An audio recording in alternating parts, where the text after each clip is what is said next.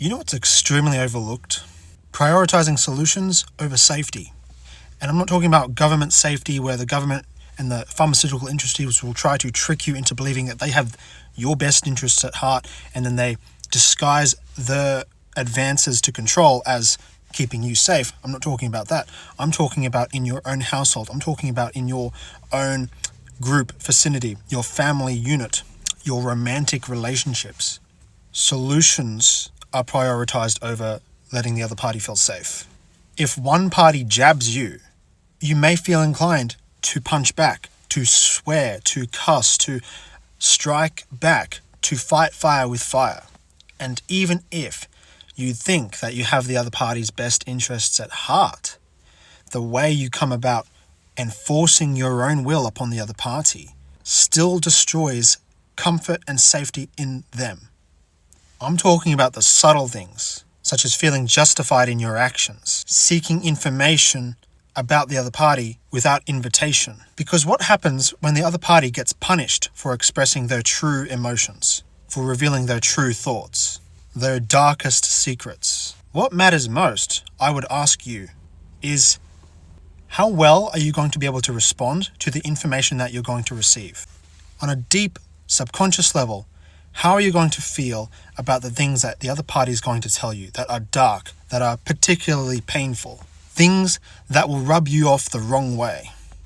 If you were to react or retaliate or misinterpret or misunderstand what the other party is saying, it will destroy safety, emotional safety, psychological safety. And I'm looking at the long-term consequences here.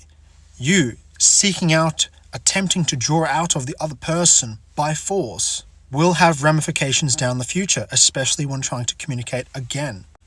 When you get cut by a paper cut, once, twice, a couple of times, it's not much of a big deal.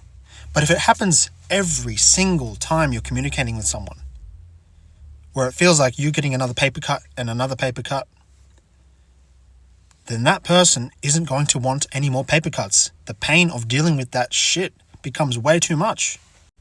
And you wonder, oh, I was only giving out a little paper cut, but you are literally killing the other party with 1,000 paper cuts.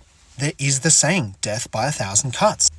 And so if you want to reverse order this, if you want someone to open up to you, to reveal their darkest secrets with you, to maybe feel compelled to share things about themselves with you, especially in the future, especially if you want to be in a romantic relationship with someone, you need to do the reverse of 1,000 death by 1,000 cuts.